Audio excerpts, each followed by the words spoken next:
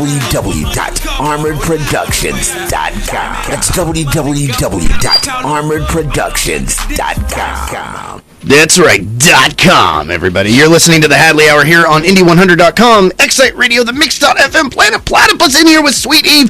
Tony Francis of Sweet Eve, you doing all right? Can I get you any coffee, back rub, anything like that? How you feeling? Back rub would be lovely. Well, okay, I was kidding about the back rub. Coffee I can do, but back rub, no, sadly, there's only... did you hear, by the way, about the Jewish massage parlor? They were offering guilty endings. Hey-oh! Hey! Shoot me. Okay, Tony from Sweet Eve is in studio with us. Brother, I love the fact that you came back here. And, the question that was burning in my mind as you're telling me about, kind of just the rewashing of your dream and bringing it back to life and the phoenix rising from the ashes and all the stuff that you got planned and this tour you got coming up and tours that you've been on in the past. And I got to ask you, as you go to school every day and you teach these children and you mold these young minds, where were you when the dream hit that you wanted to? Oh no, damn it! I wanted to hold on a second. Here, we're gonna go back to this. There we go. I didn't set it on loop. Okay. When you were molding these young minds and you're seeing these kids out there, I mean, does it throw you back to when what was it like when you started playing music yourself? Take us back. You're a history teacher. Yeah. Teach us your history. It really wasn't. It's not something that comes at you all at once, Mm-hmm. If I had gone back in time in a time machine and my accomplishments are modest compared to what a lot of people have done musically, but if I went back and explained this to myself at 17, 18 years old, I would have looked at me like I had 8 heads. I'd be like, none of that's going to happen. You're lying to me. Right. And, it feels now like when you're out of it for a while, it really does feel like it was a dream. Mm-hmm. You go back and you're thinking, did that really happen? Was it really that good? Was that really going that way?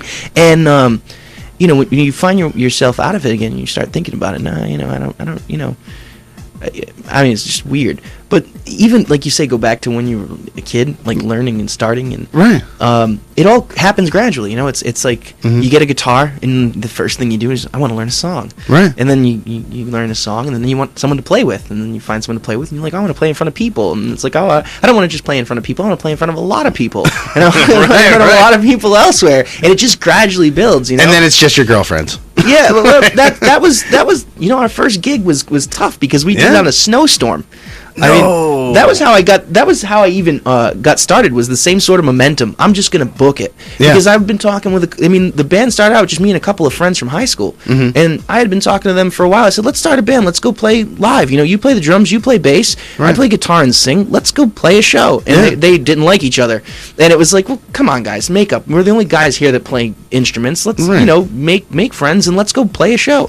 And so finally, I remember it was like New Year's Eve, 2004 going into 2005, I just sent them texts. And I was like, we're starting a band. Chris, you get along with Pat. Pat, you get along with Chris, and we're going to go and we're going to do this. And I booked 3 shows, and there was no band, there were no songs, there was nothing. Mm-hmm. And then we had to put it together, and then those two guys just couldn't get along.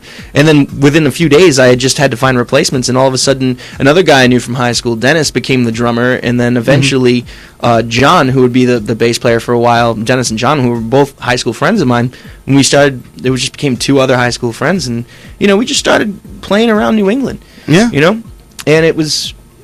we probably did it wrong a lot of times. Well, I mean, listen, did you have fun doing it? Yeah, we had a ton of fun. So, man. That basically any time that there was a night that was like dollar Miller Lite drafts at a bar, that was the night we booked.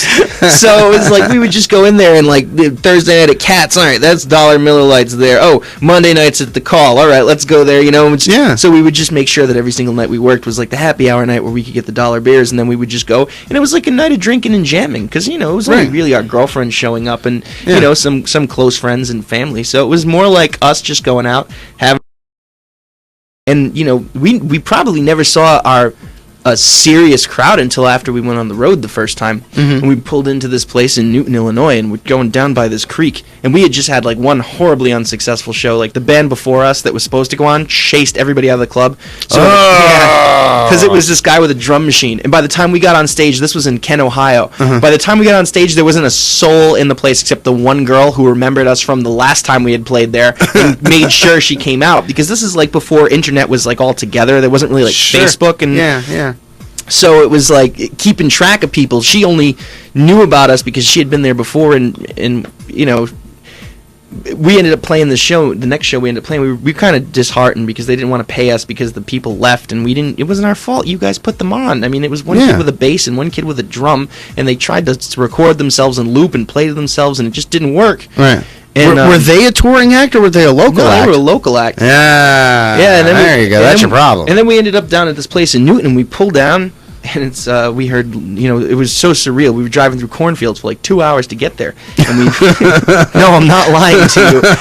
And the other two, Jimmy and Dennis, are sitting there going, "We're going the wrong way. Tony, you don't know where the fuck you're doing." I'm like, "I got a trip-tic." This is before MapQuest, all right? AAA trip-tic. I'm like, "I got a trip-tic. It says I'm going the right way." And they're like, you're a fucking idiot. You don't know what you're doing. And we're going through the cornfield, and finally I see this like particle board sign. It says "Happy Holler this way," and I'm like, "Oh, right, cool." And I pull down by this creek, and there's like these Confederate box cars like with Confederate flags. Oh my! A big Vietnamese potbelly pig comes running by. There's a dude on top of a Trans Am with the roof crushed in, sawzall on the roof off it, Lita Ford blasting in the background. I just looked at them and I'm like, "I think this is it." And they're like, "I don't know."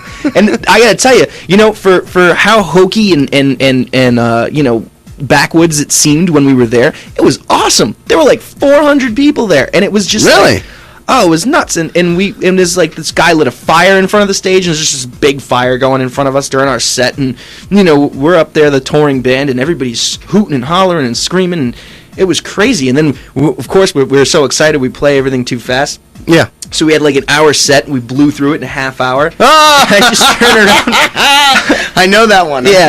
I've been there. I turn around and I look at the drummer. I'm like, "You're a fucking asshole." It's his fault. He's the one who's supposed to be taking charge of the time. Right. And I'm like, "What are we gonna do?" And I just like, let's just play Metallica songs for like the next half hour. And there's nothing I mean, saying that is like gold, because anytime you start whipping out Metallica songs and you can actually play them right, the crowd gets all excited. So it's And then, you know, when you start into it and they're like, "Oh, well, they're going to cut it off halfway through." No, we don't have, you know, we got an hour to blow here. Well, we got a half hour to blow here. We're playing the whole song. So you guys could do that all the way through? Oh, most of them, yeah. I mean, now I know this doesn't sound crazy, but I mean, is that something that you prepped in advance just in case, or did that just happen to be that you